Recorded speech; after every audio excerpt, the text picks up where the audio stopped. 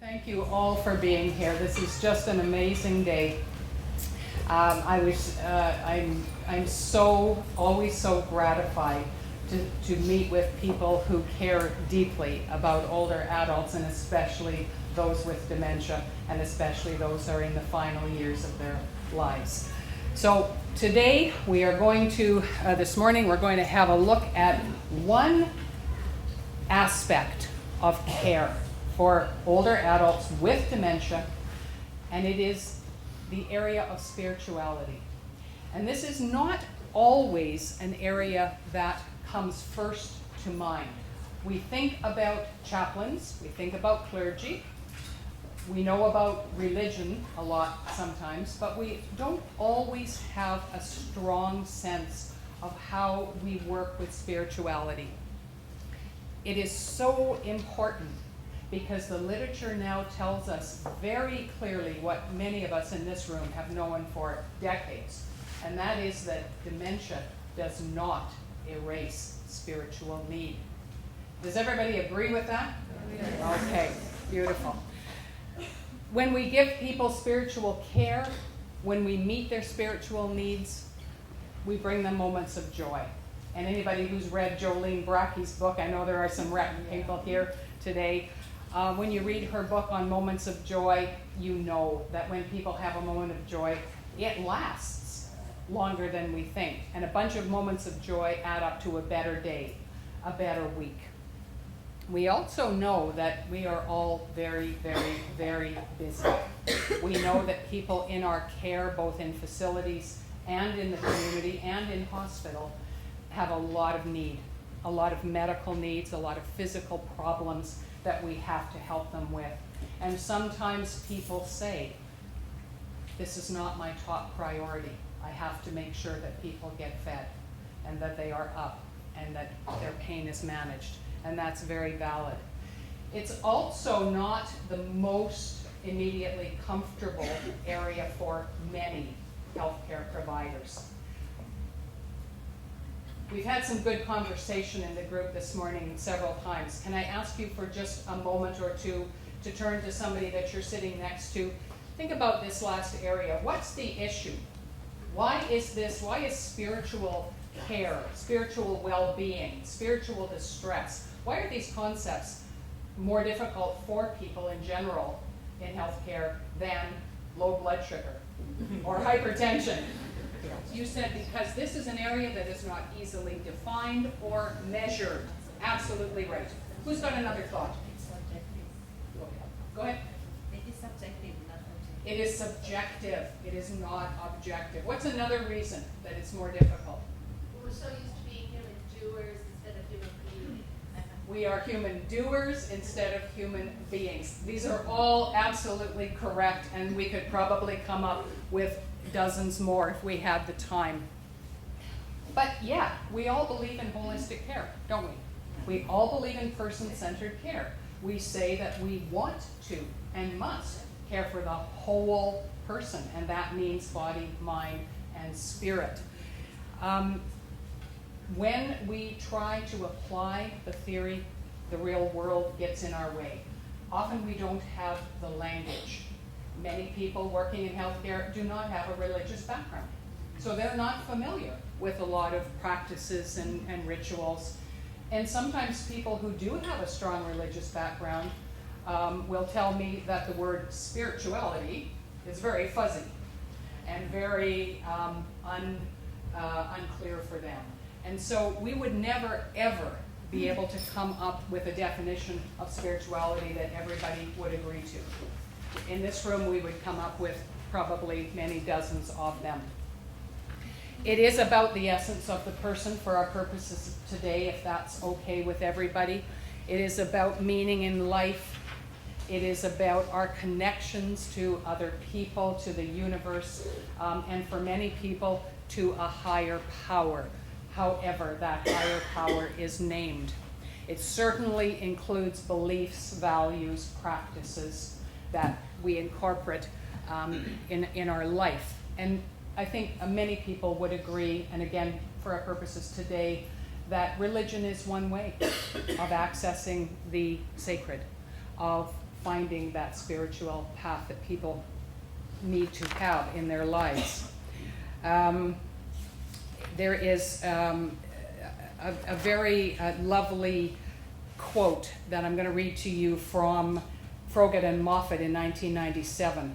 Spirituality is that which gives zest, energy, meaning, and identity to a person's life in relation to other people and to the wider world.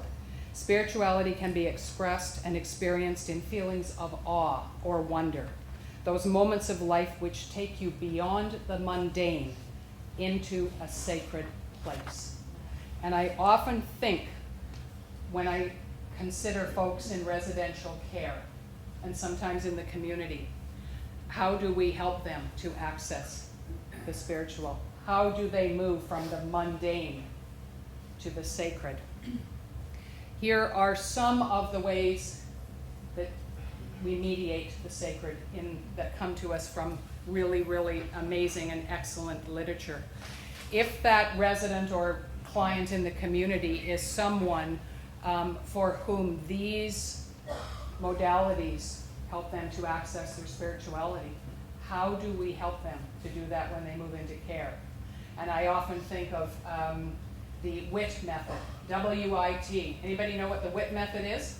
It's very scientific. Whatever it takes, yes, whatever it takes. We have to go a long way sometimes. And we need to draw in everybody.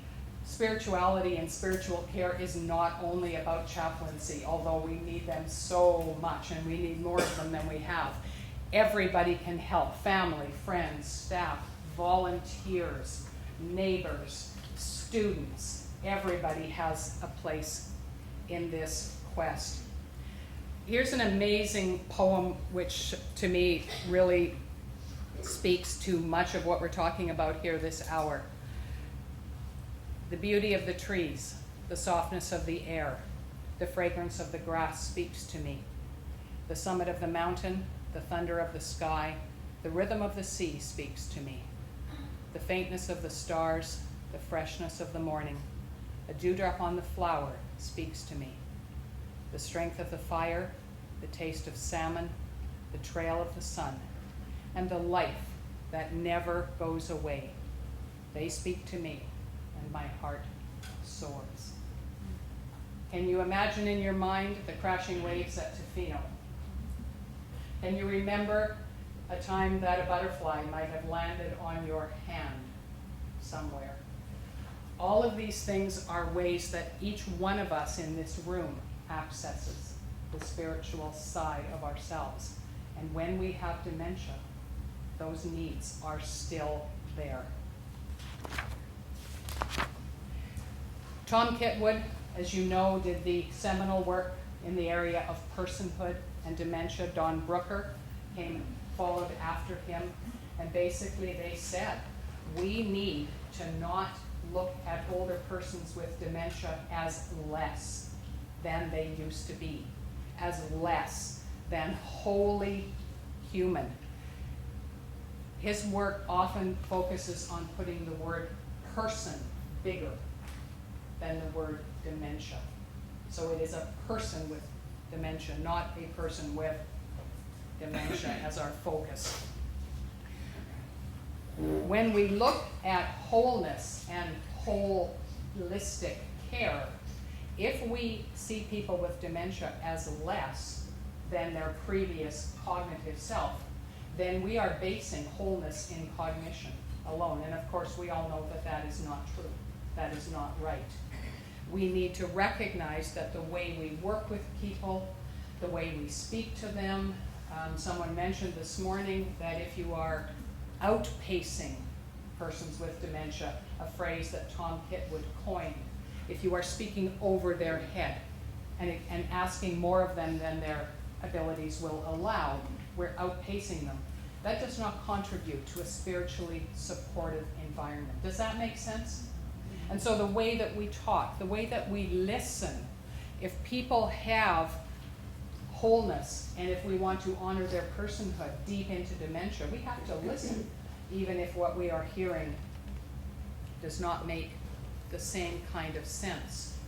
When we listen, with our hearts as well as our ears, we will see that our folks with deep dementia and even those who are near death still have the same kinds of spiritual needs that everyone in this room has, and those are still valuable to think about. So purpose and meaning in life. And folks with advanced dementia,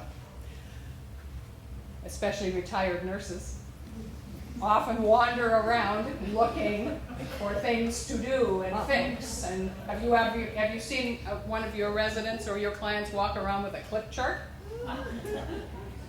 We're looking for purpose and meaning in life still deep into dementia, as well as connection to others. And when we say that we are whole people and that we are connected to others, it means that we are connected in ways that matter. And when these needs are met, it contributes, generally speaking, to what we call spiritual well-being. When they are not met, you will often see evidence of what the literature calls spiritual distress as a nursing diagnosis, or spiritual pain. And one of the things that we all know from working with folks who have advanced dementia is that when you hear someone calling out over and over and over, "Help me, when can I go home?" When you see people looking to escape and rattling doorknobs, we know that that is potentially a manifestation of spiritual distress. And there is a connection that is lacking. People who contributed, who were doers and givers and helpers, when they are in a nursing home, what opportunities do they have to contribute and to give back? We actually need to find ways for them to help. And sometimes they help by becoming intrusive and trying to work with other residents. I see heads nodding. You see this all the time. People have a need for peace of mind. And it is possible for people to have peace of mind even when their life circumstances are not peaceful. Sometimes we can facilitate that and support that through simply listening and letting people tell their story. And you know, often families and general staff do not realize that when they kind of just say, yeah, it's okay, yeah, don't worry, yeah, everything's fine, it means that we are not validating a worry or a concern that the person with deep dementia and deep forgetfulness has. Those folks who need to contribute, they are going to clean tables for us. They are going to try and help us in our work. And if I am someone whose spirituality was evidenced and manifested by carrying a picket sign to save the baby seals, that is still in my spirit if I'm 85 years old and I have dementia. Somehow we have to find a way to access that. For some people, forgiveness and reconciliation, even in deep dementia, revolves around reconciliation and forgiveness from their God, from their higher power. So we have to know about those folks. And there has been so much literature written about the meaning and the purpose in understanding religion and spirituality for older adults with dementia. There is a bibliography in your book, your syllabus today. Hopefully some of those articles and books that I've provided for you will be useful. So when people come into care or service, it is really helpful to be able to do a spiritual analysis and exploration and assessment. That has to be ongoing, of course, but initially what we want to know is spirituality a resource for this person? Did they use it in the past to help them cope, to give them strength, to build and support their resilience? On the other hand, is there evidence of spiritual distress? Here are some of just a few questions that are often good door openers for this conversation, either with the person if they can still communicate with you, or with family or friends. What has provided this person with strength and hopefulness in the past? Is there a meaning to suffering for this person? We talked a few minutes ago before the break about the existential suffering. People do have perceptions about that. It may be useful to us to know that. Does the person have a philosophy of life? How would they describe what they saw as meaningful and relevant in their life? And are there any faith or spiritual practices that would help that person to cope in the future? And there is a barrier to religious care for older adults with advanced dementia, especially those who have limited capacity. There are people who truly believe, and I don't mean to be judgmental of them, I state this only as a fact. There are people who believe that if you do not have cognition, if you do not understand what a sacrament is, or what the scripture is, or what the practice is, that you can't participate any longer. And that is a barrier in some places. What I know from what I have seen over the last 10 or 15 years is that people with deep dementia who cannot communicate verbally, who could not explain what is happening, can in fact participate and receive great joy from doing so. Here are some of the things that we would ask potentially about. These are some of the ways that people reflect their religious belief and their spirituality. Many different ways that people link to others and to the universe and to their higher power. Even you'll hear people say sometimes, I never feel closer to God than when I'm in my garden, pruning the roses. Even just a casual comment like that tells us, reminds us that that is a pathway to spirituality. How do we know if somebody who can't talk anymore actually wants to be involved, actually has spiritual needs? Evidence of interest often will be demonstrated. People who gravitate towards old hymns being played when somebody sits down at the piano and plays an old hymn. You will see people go right over there and they will have a smile on their face. You will see people able to pick up a holy book like the Bible or the Quran or the Torah and actually hold it, and you will see their face change. You will see people who have body memories, things like hands folded in prayer. One of my clients in residential care a couple of years ago was the mother of a large family of children. We talked about, somebody was mentioning earlier about the 9 kids. I have a client very much like that. And when she would go to and she had very advanced dementia, could not communicate at all well with words. She would go to the dining room, still loved her meals 3 times a day, couldn't wait to get there. And when she would sit down at the table, she would clap her hands in a big way, just a big clap, right?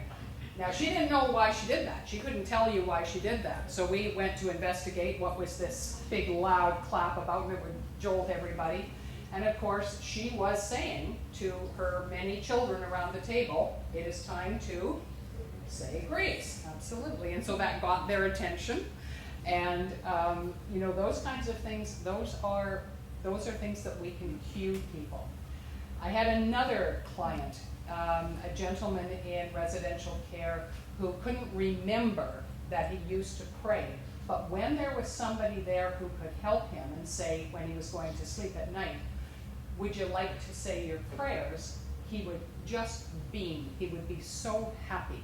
And he would say, oh, yes, I'm going to pray for John and for Sarah. And he would say all of the people's names. And he was able to remember those names. And he would often go to sleep peacefully when somebody had 5 minutes to sit with him and hold his hand and say, boy, those guys must really benefit and appreciate from you praying for them every night. Now, if you're not comfortable, if you don't want to do that, of course, you don't have to. But for people, staff, volunteers, family, friends, students who are comfortable and who can work with that person, boy, that's better than a drug. Right? All right.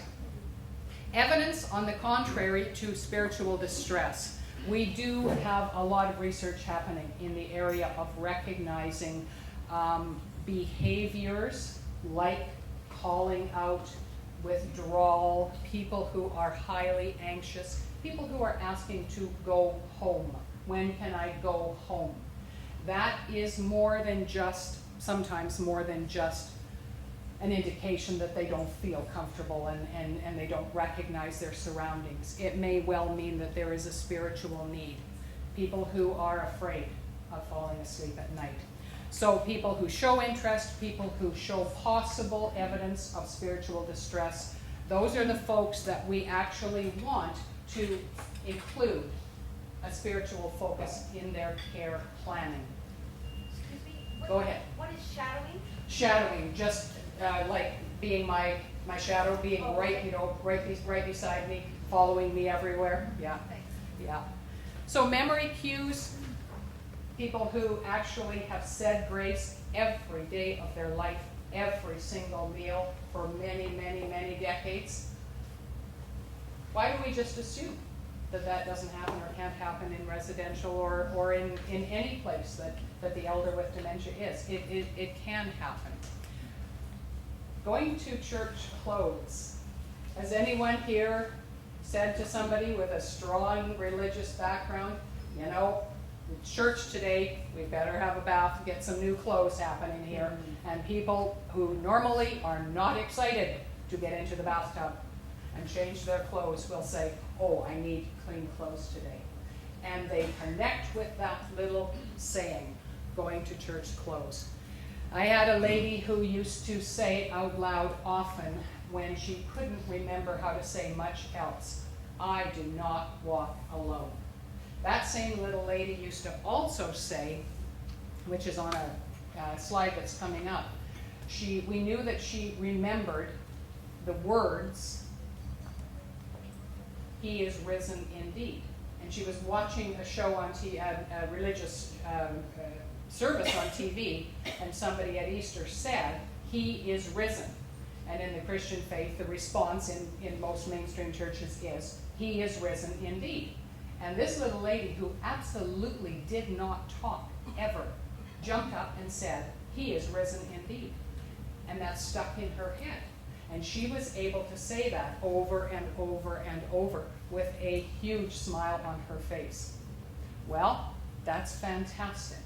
And if we can prompt that and cue that, that may be really of comfort to her.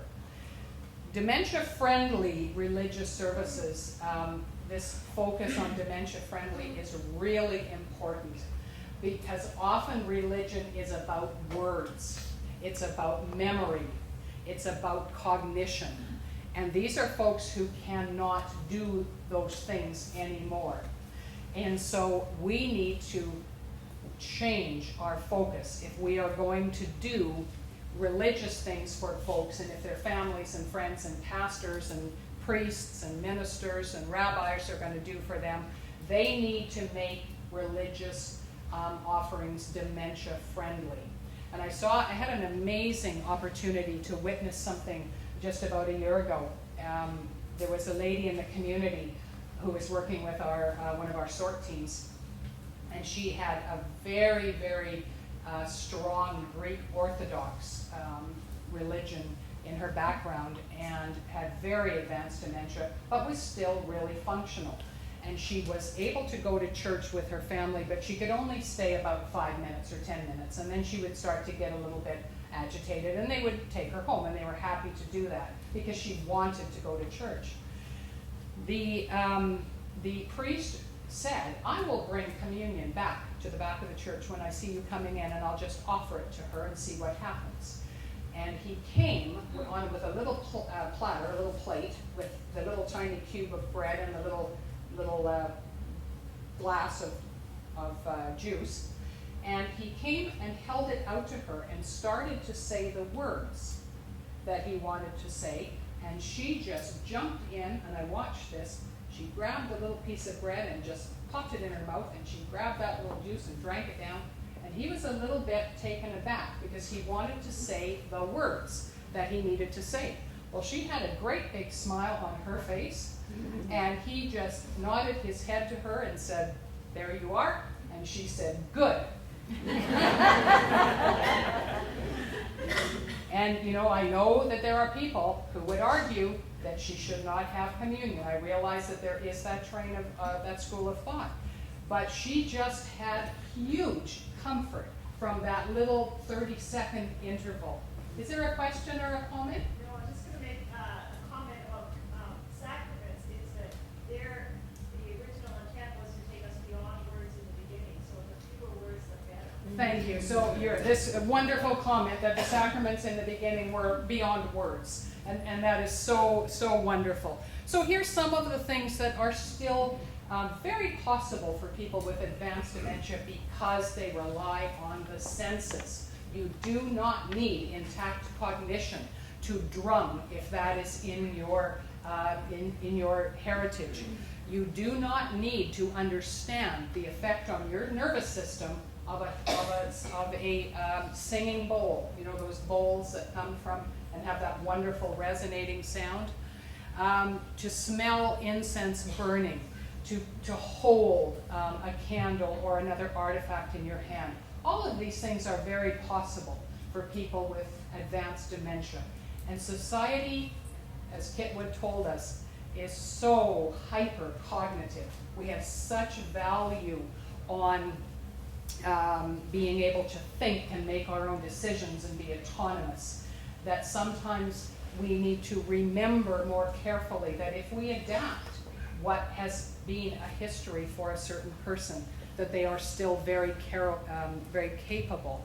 I want to just also say that as we use the WIT method and go way above and beyond what we know would be easier, I want to just reference also Dawn Brooker's work, who was one of the students and followers of Kitwood. And she said that not only do we have to value people with dementia, but we must value the people who care for them equally. So again, I'll just ask you, can you turn to people on both sides of you, pat them on the back and say, "Well done, well done, very well done, well done, yay, yay." Isn't that fabulous? So very, very true. All right. So sometimes words are useful if they can survive the forgetfulness of dementia. And when a person responds correctly, when this little lady I mentioned to you was able to say, "He is risen indeed," she had competence in that moment. She had a connection with the person that she was talking to, and that is just huge.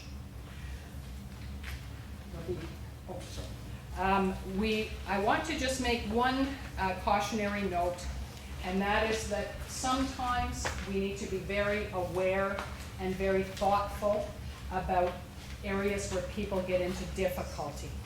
If we recognize that a person has severe problems related in some way to a religious belief or a religious framework, or if there is psychosis within dementia that is producing delusions and hallucinations that have religious overtones and are very frightening and potentially, of course, dangerous, we really need to know when our role must be handed over to an expert, whether that be a clergy person or a psychiatrist or whoever. Because there is a place where spiritual comfort is not enough, where there may be the need for intervention. I think everybody knows what I'm talking about here. So just to know that if a person also has always been religious, and when they move into the middle or later stages of dementia, and they are rejecting that part of their life and saying, "No, I don't want to go," remember that it's often the family who may be in need of support and our comfort and our consideration, because they may have gone to church with that mom or dad or grandpa for decades. And if that person now has an altered perception because of the dementia, that can be very hurtful, as of course can many other things. So now I've just got another 10 minutes left, so I want to just talk specifically about something that we have a music therapist here, which is so wonderful. Boy, if I only had one healthcare practitioner and I were like, it would be a music therapist for sure. I want to just talk a little bit about the huge benefits of music in this field. And this is the really exciting and hopeful part. And I think everybody knows just kind of instinctively that music reaches many people. Not everyone, but many. And that music learned in childhood can often survive loss of memory and dementia. You know people who have had a big stroke and couldn't talk, and when you played music, they could sing all of the words to a song. Those kinds of things are incredible. There's also big research being done now around the use of preferred music, not rock music for people who are 80, but preferred music to reduce anxiety and agitation in dementia. Some of the literature is amazing. They did a study a few years ago in Canada where they actually measured the changes in the dining room around anxiety and agitation when preferred music was played. They found that anxiety went way down, and also nutritional intake went way up. So that's quite amazing. When a person with advanced dementia can join in with a song, with an old hymn, they have a voice. And that's something we work so hard to give people in our care who have dementia. When we sing together, it creates community. And that is so important when you are isolated by a dementia that changes your capabilities, your connections with other people, the way other people look at you. If a person can sing a song with me and knows the words, wow, it is a success for them. It is something to be proud of, to be happy about. When you have advanced dementia, or even dementia in the middle stages, successes are not as frequent as they were when you had full cognition. And also, it helps families. And if a family caregiver can enjoy music with their loved one who has dementia, that's really huge. As we all know it, I'm sure there's lots of us in this room who are either caring for or helping to care for folks in our families and in our friends with dementia. It is hard work. It is really, really hard work. I'm just going to say, come on up, and I'm just going to give you a little quote here that is really lovely. Music is certainly one of the methods of communicating matters of the spirit to a large segment of those living with Alzheimer's. Listening to music is not primarily an intellectual experience, nor is it cognitive. It is an emotional event, evoking emotional responses and memory. As such, it can reach the soul long after other techniques or methodologies may fail to do so.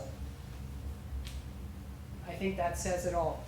These are some of the people that I have drawn on, the work of these folks today, because they are one step above visionaries.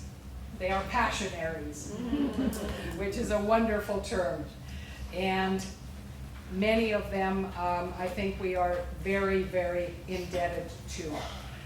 So we have had a whole pile of theory today. We have had lots of cognitive work in the last hour. And now we are just going to experience this one little slice that we have focused on at the end, which is music. And if anybody is a singer or loves this kind of music, go right ahead. You can just join right in with us, and I'm just going to show you the power. Thank you. Of just one little tiny piece of music. There we go.